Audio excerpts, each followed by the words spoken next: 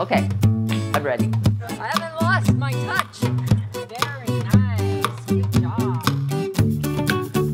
Yeah, thank you. Let's go, Mommy.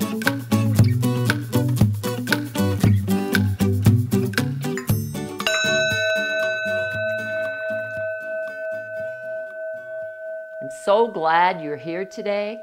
I have a very special guest, and we are going to talk about body and healing and how the body can naturally heal itself if you just give it a chance. And if you are not well, you cannot be outrageous.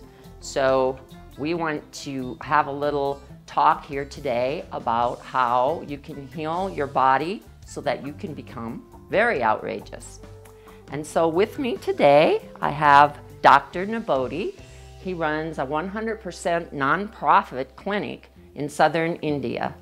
And he's going to tell us a little bit about how we can naturally heal our body. So welcome, Dr. Nibodhi. So happy to have you here today.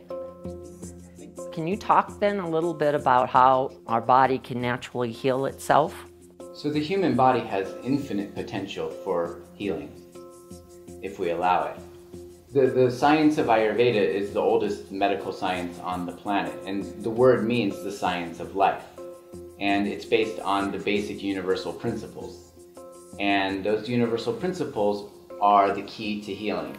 And it's very, very simple. It's not complicated. It's the 5 elements. And if we allow ourselves to be in tune with those 5 elements on a regular basis, the body comes into a natural state of equilibrium. So those 5 elements are what we have around us every day that we don't allow ourselves exposure to. Number 1 is space. We need to allow ourselves space in our body, in our life, in our consciousness for healing, first of all, and for the other elements to be present in our lives. So internal space and external space. Then air. We all need clean air. Without air in our lungs, we have about 2 minutes left of life.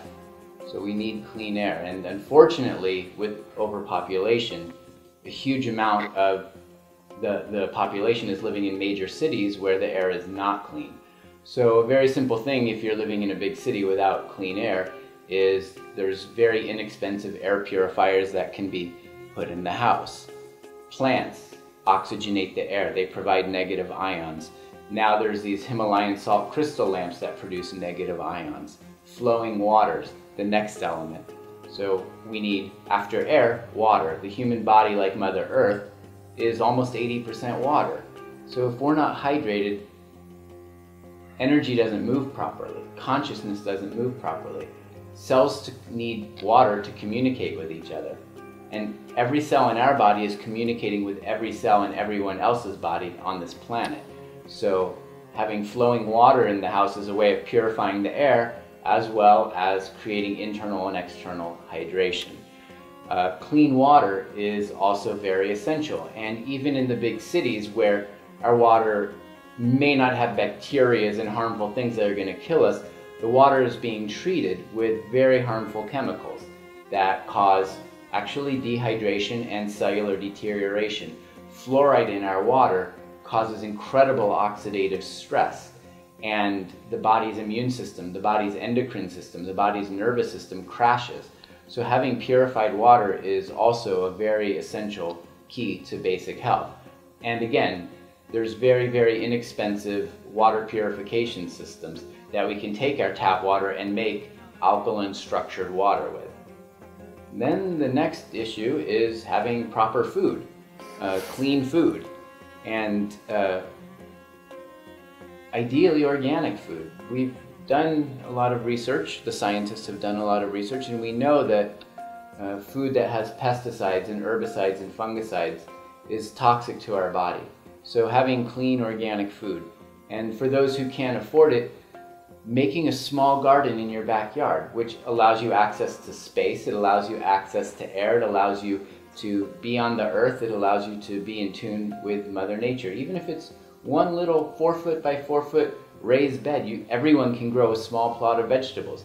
If you're in an apartment, you can grow it on your balcony. You can even grow something in your house, as simple as growing sprouts, having something living, experiencing the process of growing your own food.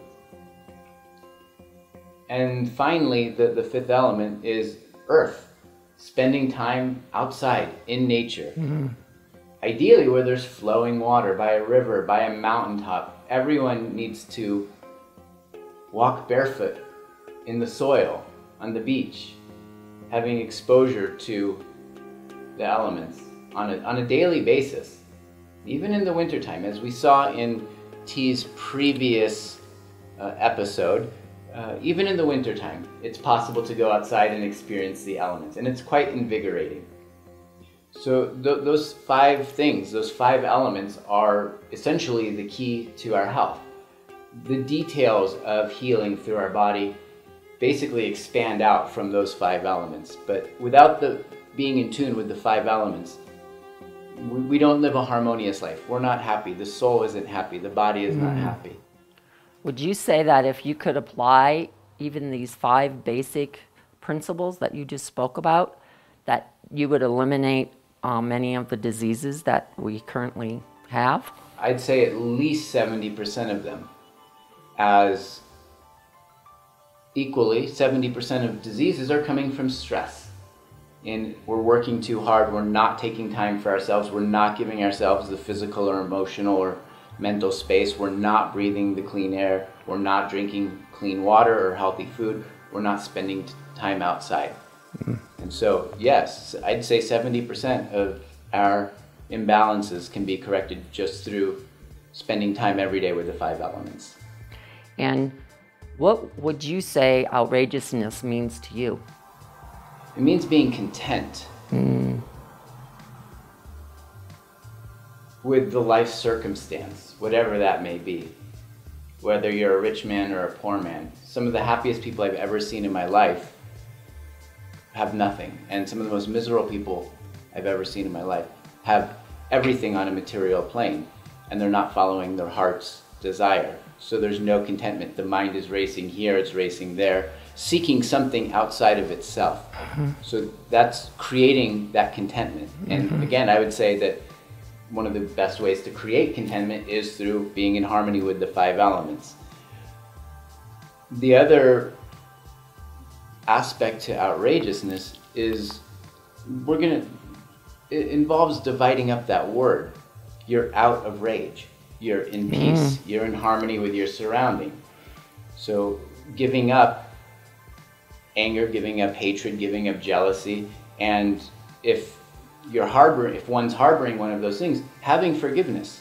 If you feel like your life has been violated or abused in some way, having forgiveness for, if there was a perpetrator in that situation, forgiving them, because they also carry wounds with them. And every action in this world is either coming from love or a lack of love. We have love in our heart and we're offering that to the world, or we're seeking love. And currently in the world the way it is, we don't have conscious models of how to love, forgive, and move forward consciously.